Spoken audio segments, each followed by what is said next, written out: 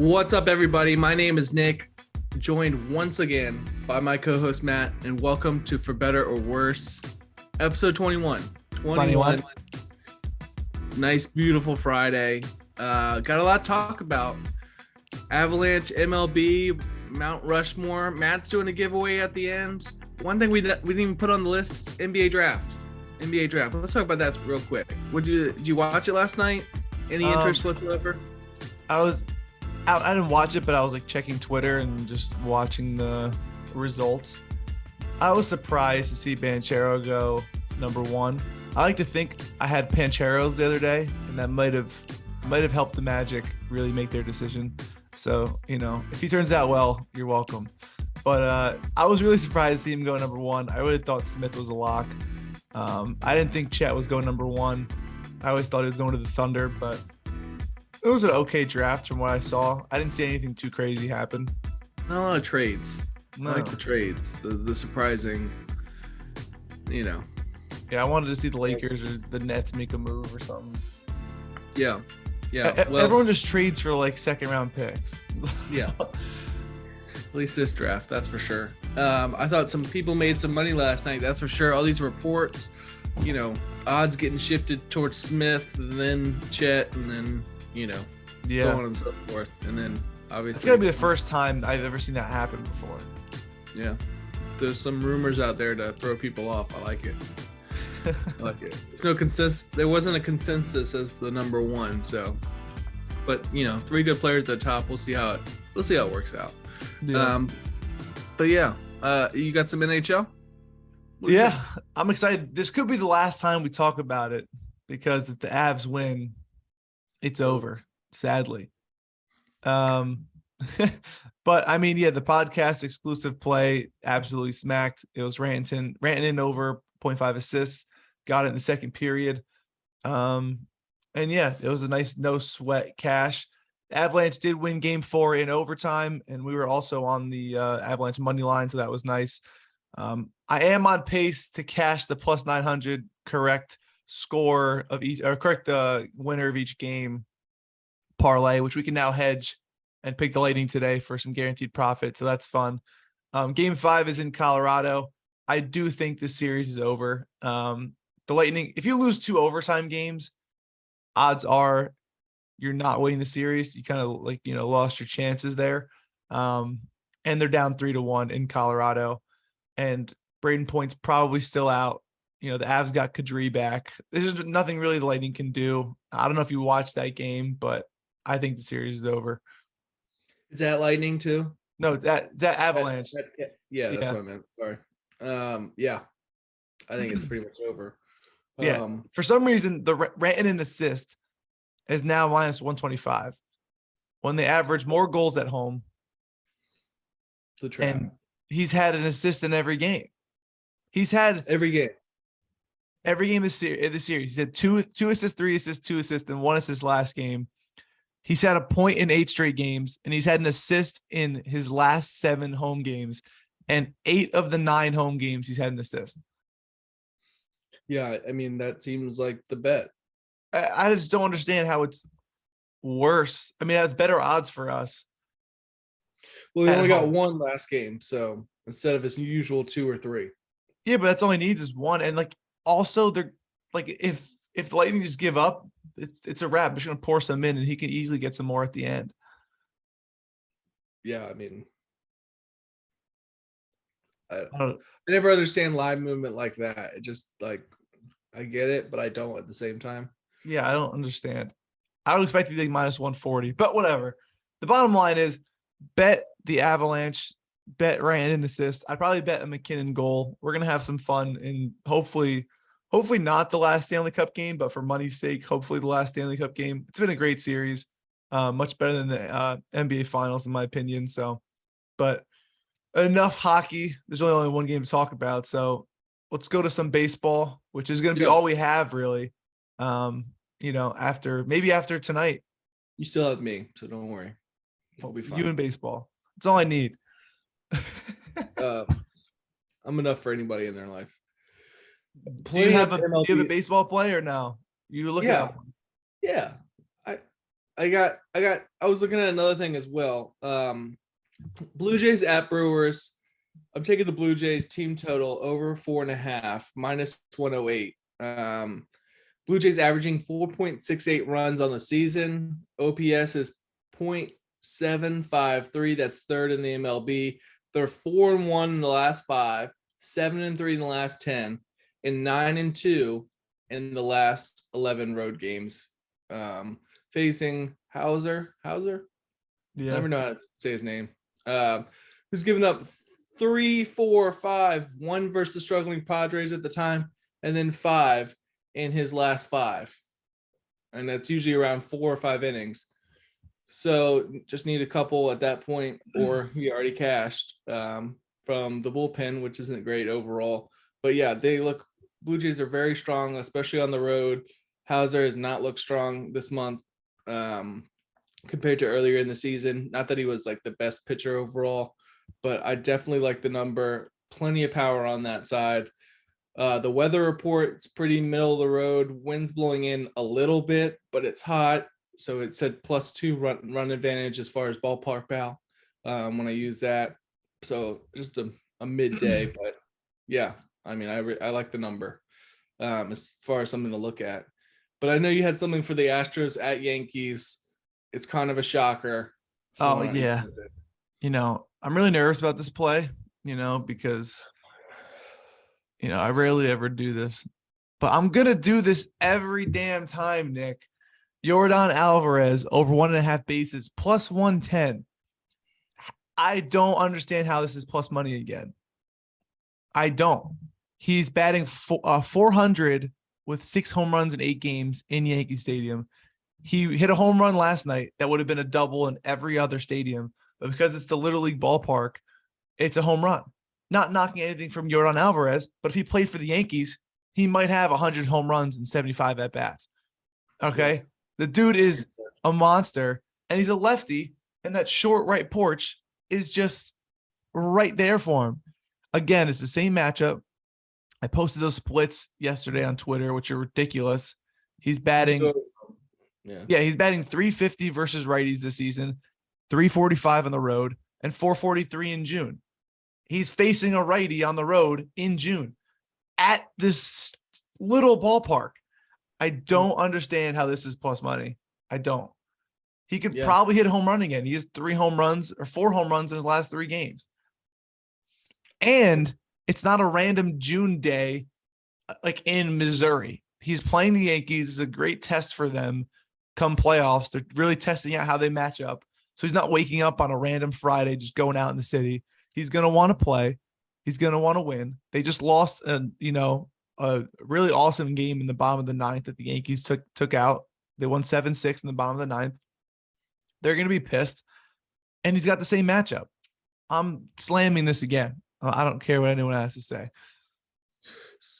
So yeah, I mean, I agree. It's definitely worth taking. I mean, I'll die on that mountain. Okay. Yeah, you hit 400, and I pretty much take you, however you like. So, ridiculous. One game I was kind of looking at, and I might come back to, was Phillies at Padres. Aaron Nola versus Gore. Gore struggled the last 2 games. That was one at Rockies Stadium, one at home versus the Rockies. He gave up 8 and 9 runs in those 2 starts. Going up against Aaron Nola, the money line for the Phillies is -124. It's something I'm thinking about. I literally just started thinking about it like right before we started the podcast. So do you have any opinion on that, or what do you think about those 2 teams? I don't know if I trust the Phillies. I love Nola. I think he's a stud. The only problem is that it is a lefty, so Schwarber and Harper are supposed to not be able to hit very well, but those dudes are just studs either way. The Phillies, they played really well yesterday, and they slapped Musgrove around. That Phillies team can really, score on anyone. That's just how the lineup's built. Their pitching is usually the issues that they have, but Nola's their guy, their go-to guy. So Yeah, that's what I'm kind of thinking overall. So that's look out for something later on in the day. I'm gonna look at that over a little bit more, a Yeah. little more, a little more. But Mount Rushmore, Oh yeah. I've been Mount waiting to talk about this for weeks. Weeks. Do you want to go first or shall I? Well, I know you've been waiting to talk about this because you messed up your first picks, but that's okay. I'm gonna go first because I'm more important. So, um, with pitcher props, let's go over the old ones first. So I had Jacob DeGrom, Max Scherzer, McClanahan, and Cease. Yes. Not bad, not bad at all. Not too shabby. The thing about pitcher props versus hitter props is the line constantly moves. So, a guy can be doing super well, but his line is always set so high that you're basically, just taking the under all the time. Yeah. Corbin Burns seemed like that most games this season. I mean, he's really bounced back so far and started to strike out more people and look a lot more sharp than he was towards the beginning season. This is all like beginning still, right? Which is crazy to think about. But yeah, so I did this off basically how the line is / just being a stud. So McClanahan's still up there and Cease is still up there. They're both absolute studs, top of the MLB strikeouts per inning, all that stuff. They're studs. The two people I'm replacing are Max Scherzer and DeGrom because they haven't played. Matt, get it together. Get a new physical therapist or something up there. Like, let's go. All right. We're saving it for the playoffs. All right. When is Scherzer coming back? I think fairly soon. I think he had his AA rehab game a couple days ago or today. Okay. One of those. He's coming back real soon. DeGrom's still a ways out. Yeah, I think they're saving him for the playoffs. Start him up in like July, August. You need to get a couple games in before then, for sure. But yeah, Hunter Green. He's an absolute strikeout stud. Yeah. He's on my list. The great thing about Hunter Green and the bad thing about Hunter Green will give up, 1 to 7 runs, but it'll also give you 5 to 10 strikeouts. Okay. So it's all dependent on whether they give up on the game, they actually think they can win the game and they pull him early, or they just let him pitch it out. But he usually gets an okay to good line because of that, because of the amount of runs he gives up and the vulnerability that you have there. It's very exciting to watch him pitch, even on the Reds. So definitely a guy that is on the list for right now. The next one, Spencer Strider. The dude's a beast. Out of Clemson, absolute stud. I think he's striking out close to 33% of the time right now. Yeah, he's nasty. I mean, he's just sick. He's sick. They finally got him. They were doing a lot of rotation stuff. I saw it early because he was striking out. He's pitching 2 innings and striking out 5 people. So definitely a guy I was watching.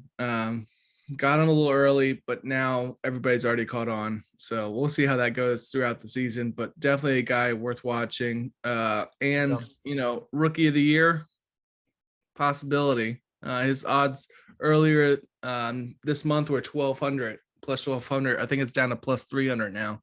So, yeah, definitely a guy worth watching. But I know you're super pumped about this. Why don't you go ahead over the list? Go ahead. Oh, yeah. You go over what's the same first. What? No, dude, you work your list.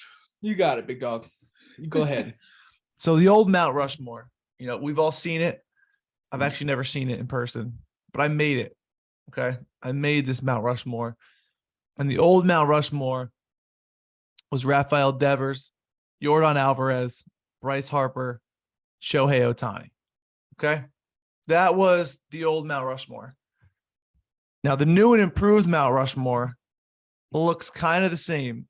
2 of those guys, who you guys could probably guess, are staying on there. They're staying put. They earned their keep but two guys have fallen off. People came in the middle of the night with some chisels and they ruined the faces, and we got to replace them. Okay.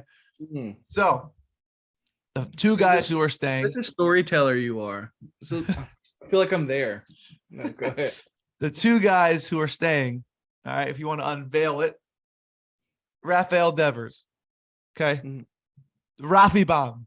Dude's a stud. He's staying there. He's probably there forever. He could strike out for the rest of his life, and he'll probably stay on there. That's just how he's been so good to us. He's a sweetheart. We love you. You're staying there. The second guy, we already talked about him. Jordan Alvarez. You're staying there too. You know, you could strike out. You could throw the baseball at my face every day for the rest of my life. You're still staying on there. That's how nasty you are. So we both know that both those guys are staying. The two new guys. I did a Twitter poll. I liked some of your answers. I didn't like some of them, whatever. I did it based off merit and merit alone. No bias. The third guy on my Mount Rushmore is in the National League. He plays for the St. Louis Cardinals. And that is Goldie Paul Goldschmidt. He's nasty. He's batting like 450 versus lefties. You got to play him every time. We played him the other night. He had a 2-run bomb in the first. I went to bed. You love guys like that, okay? You absolutely love guys like that. Go to bed. So, Paul Goldschmidt, welcome. Enjoy your stay. We have some nice food, some nice views. You got to earn your keep, though. It's not permanent. Going to my last guy. I hate this one. I really do. You know, I had, I was trembling typing his name in there. You know, I had to chill. I almost stopped my guys from building it halfway through because I didn't want to stare at this guy. And that is the AL MVP frontrunner, Aaron Judge. Michael Strahan. Quit the teeth. I'd save a lot of money on materials with the gap there. But Aaron Judge is the last guy. He's been a monster. He's definitely on thin ice, though. As soon as he messes up, I'm yanking him because I just don't want to see his face there. But that's it. Rafael Devers, Jordan Alvarez, Paul Goldschmidt, and Aaron Judge. New and improved Mount Rushmore. Let me know your thoughts, people. Let me know your thoughts. Congratulations. What a story. What a list. Good job. Just studs. Oh, just beautiful. Yeah. Death Wheel didn't go as planned. No, I actually survived in the bottom of the ninth when the Braves came. Yeah. Well, that cost me double. So, yeah, you would have been happy and have been watching me spin the wheel right now. Yeah. So Dick of the Week. It's the Giants. You're the Dick of the Week. Done. Yeah. We will be doing that on Mondays from now on, just so people are aware. Dick of the Week. But I guarantee you, unless something drastic happens over the weekend, it's still going to be the Giants because I'm pissed off of it. 1,000%. Yeah. 1,000%. Should have just picked first five. But you know, it is what it is. And the Death Wheel, by the way, we have some new and improved graphics. We will have the better structure of the game, and we will play that on Wednesday. And we will spin the wheel on Friday. We'll see what Nick has to do because you know he's probably going to be the one spinning it on Friday, not myself. Do we keep the tie in the future, or do we go by run differential, or what's the? Why don't we leave it to the viewers? Why don't we say, you know, here are the options: run differential. Maybe we both spin. Maybe it's whichever team hits the most home runs. I don't know. Whichever team. I never want to leave it up to the viewers because I was a viewer at one point, and I'm a sick person. Sick. It's true. You definitely are. So, but all right, we'll think about it. We'll come up with it by Wednesday. I do want to announce the giveaways. So if you only watched for the giveaways, you made it this far.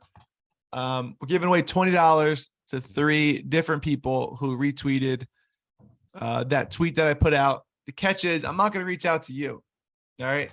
I want to know if you guys are listening. So if I say your name, DM me on Twitter. comment on YouTube, whatever you want to do. I'll see it, and then you get the money. If not, in 24 hours goes by, I'll just do it next episode or figure out what to do. So the first winner, I clicked and I scrolled. I did a little swipe, and his name stuck out to me. His name is the Flying Tuna. Is his handle, and Chubbs is his name. So Chubbs at the Flying Tuna, you deserve it. $20. Just DM me on Twitter or comment on YouTube. Either one works. But I'm gonna have to DM you on Twitter either way. So if I see any fake usernames on YouTube commenting, I'm gonna get you real quick. The second guy, I'm gonna botch some of these names. It's Peyton Roop, I think, and his handle is Def Curry 30. So I had to pick that one. Congrats on the finals MVP, buddy. Peyton Roop is the second winner. Might be Rupe. I don't know. We'll figure it out. And then the third winner, the last and final winner, it is Plus Money Bob at BB Bets. That's a great one too. Plus Money Bob. Plus Money Bob. Plus Money Bob. Exactly. So it's Plus Money Bob. Why not? It's an ironic name because he never bets plus money. He always, it's one of those things. So those are the three people who won. So DM me on Twitter. Congratulations. We'll do another one soon. Congratulations. Take Matt's money. Take this and eat from it. Oh my God. You did not just do Jesus. Oh my God. Matt is Jesus. This is our episode. Thank you for joining us. Total base is Jesus. Total base is Jesus. Thank you for joining us. Nice quick one. Pop it out. I am taking Philly's money line. Thought about it. I hope you guys enjoyed the show. I hope you guys enjoyed our Mount Rushmores. Let me know who got screwed on the Mount Rushmore, who deserved it, and who should be on the next one. So let us know in the comments. Like, subscribe, share with your friends. We're going to have a lot more competition. Next week should be good. Death Wheel with graphics, round 2. And, of course, the Dick of the Week is coming up. So stay tuned. Giants. It's the Giants. Spoiler alert. Goodbye. Catch you guys on episode 22.